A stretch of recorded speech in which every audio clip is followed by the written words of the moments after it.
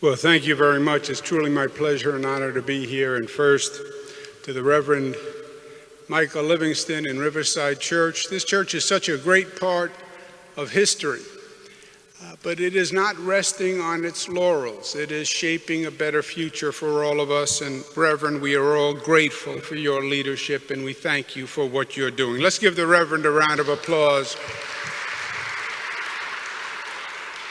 I'm joined by my colleagues in government here today. We have Speaker Carl Heastie and members of the Senate and the Assembly delegation. It's great to be with you, Mr. Speaker, and my friends.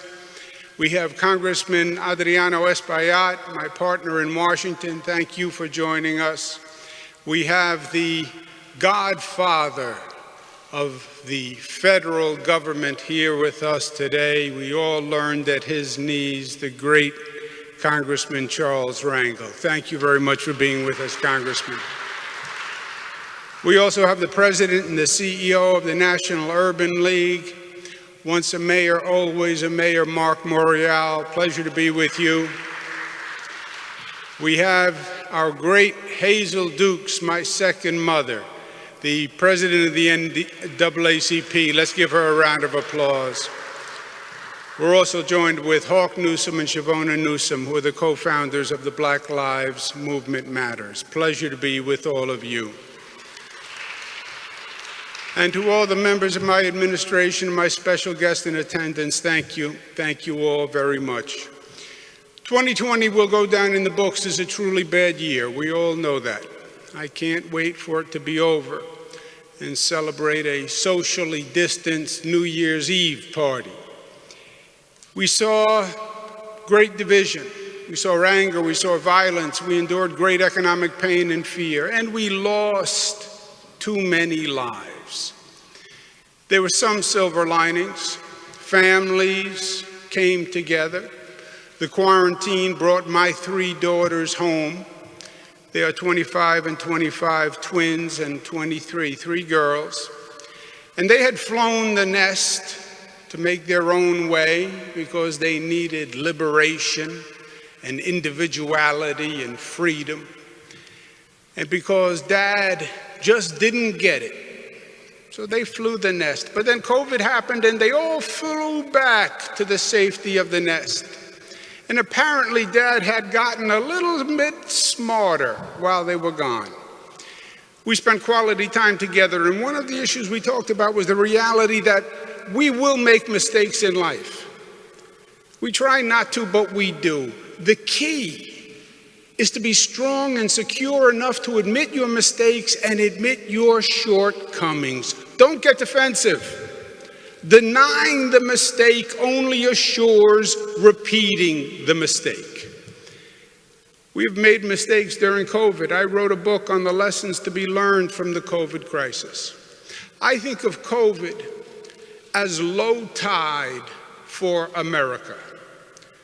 Do you know how when you stand on the beach and you look out at the water and the tide is high and all you see is the surface of the water and the waves and everything looks nice and beautiful?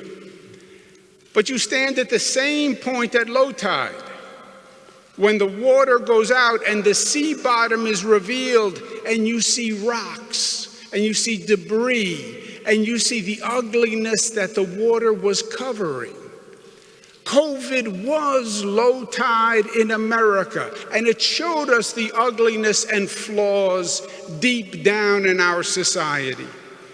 And if we are smart and if we are secure, we must now acknowledge the ugliness and correct it as we go forward.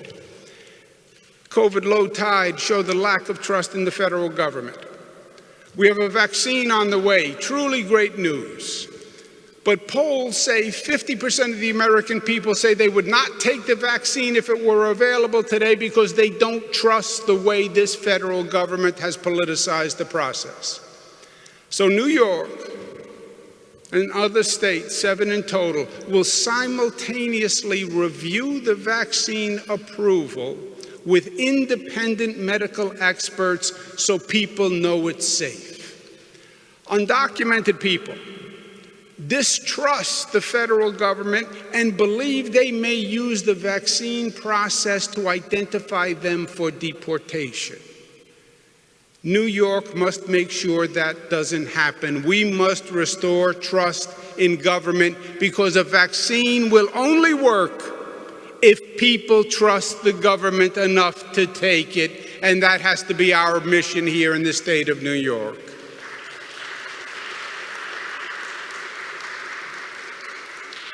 COVID low tide in America showed us the federal government's incompetence. We needed to test people for COVID. Remember, COVID tests. But we didn't have enough nasal swabs.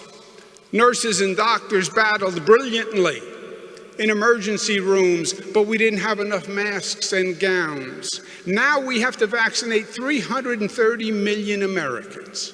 This is a massive operation, and by far the most challenging to date. For scale, just think about this. Over the past 8 months in this nation, with everyone doing COVID tests, hospitals, doctors' offices, government, we've done 120 million COVID tests. How long will it take us to administer 330 million vaccines? The federal government must learn from its mistakes and dedicate the resources and supplies to get the job done right this time. Rhetoric only goes so far. We don't want to hear anymore. We want actions, because it is results that matter at the end of the day. COVID low tide in America also showed us the deep inequality in our country and the systemic discrimination in this nation. That is the sad reality. And we must have the courage to face it and to admit it, because you will never solve a problem that you are unwilling to admit. The truth is, COVID killed Black people in this country at twice the rate of white people. The truth is, COVID killed Hispanic people at 1.5 times the rate of white people. Those are ugly facts. The COVID infection rate was 2.5 times higher among Black and Hispanic people. And the hospitalization rate for Black and Hispanic patients was over 3 times higher compared to white patients. Those are ugly facts. COVID low tide showed that the existing health disparities in this country made it more likely that Blacks would die from the virus. Black populations are 1.7 times more likely to have diabetes, 1.4 times more likely to have hypertension, 1.3 times more likely to face obesity, and 3 times more likely to have asthma. Those are the ugly facts. So now the vaccine is on the way. Great news. But the big question now is, who gets the vaccine? How is it going to be distributed, and will it be equitable, and will it be fair? The Trump administration is designing the distribution plan. And their plan basically has private healthcare companies administer the vaccine, hospitals, big drugstores, doctors' offices, etc. It sounds fine, right? But hold on. We know that our Black, brown, and poorer communities have fewer healthcare institutions. Their communities are too often healthcare deserts. That's why we have more underlying conditions, and that's why the COVID death toll is so high for Black and brown communities. We're not going to make the same mistake again, period.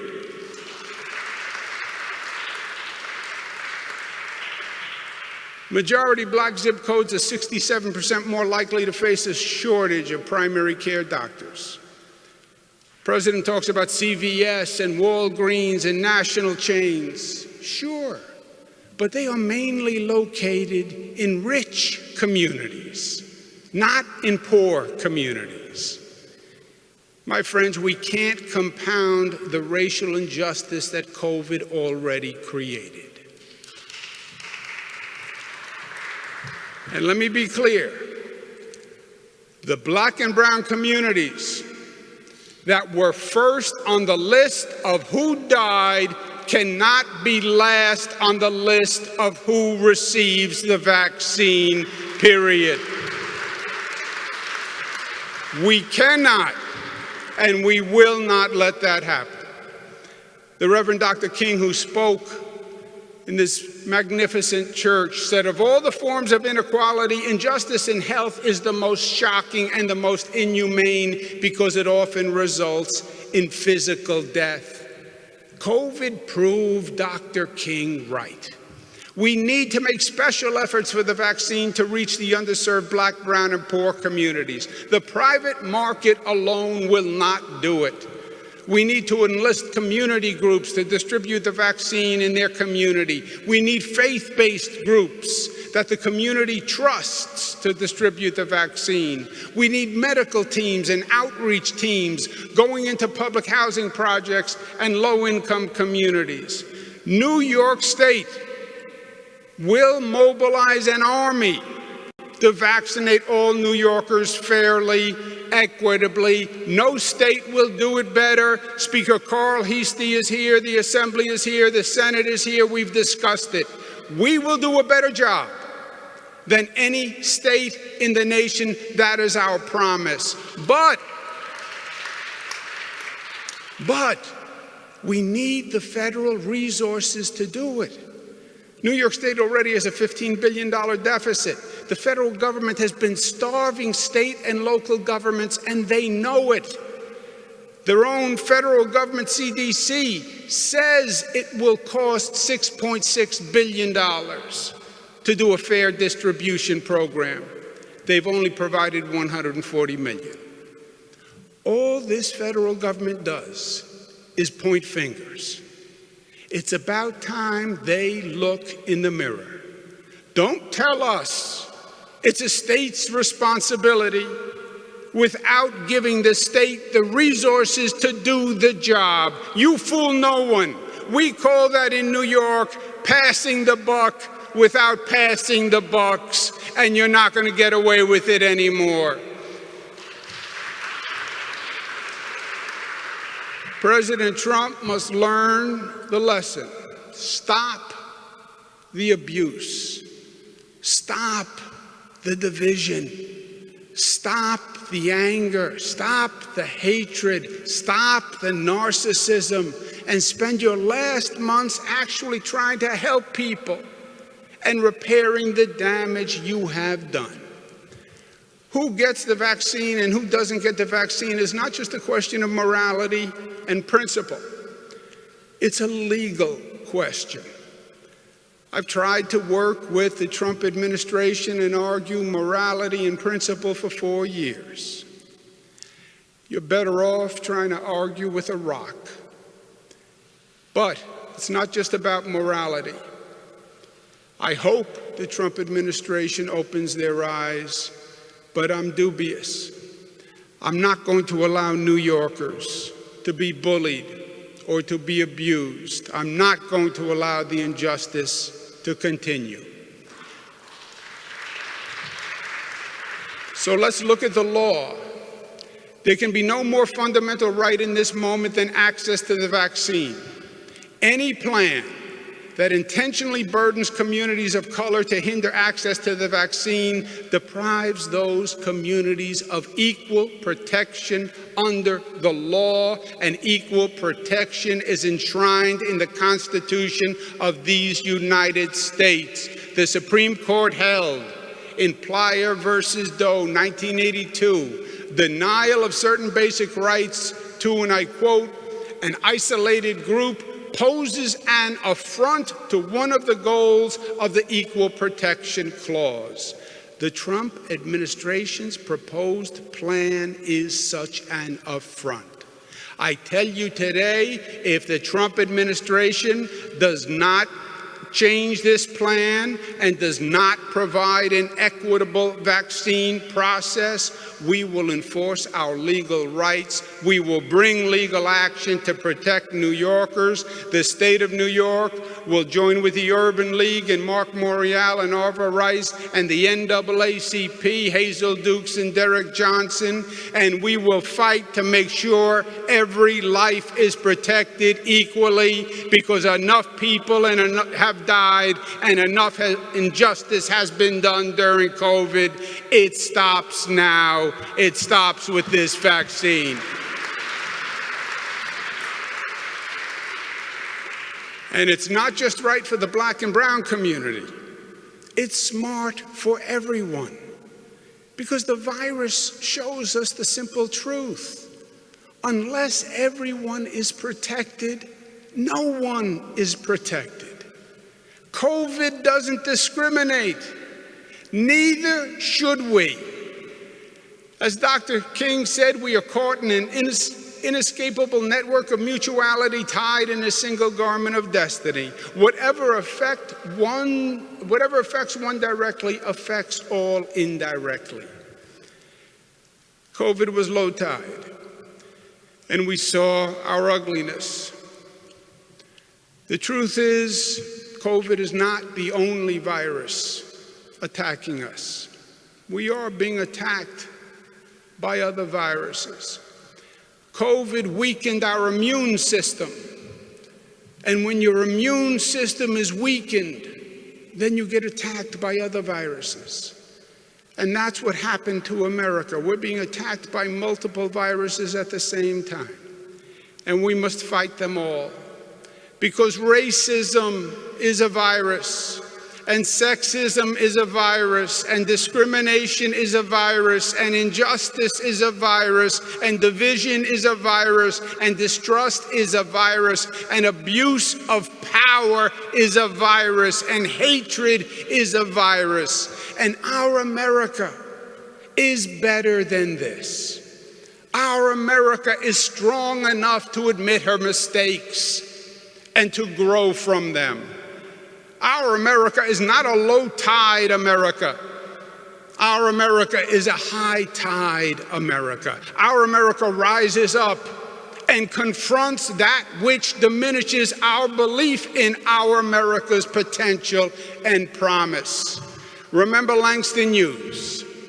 Our America is the dream the dreamers dreamed. Let it be that great, strong land of love. Oh, yes.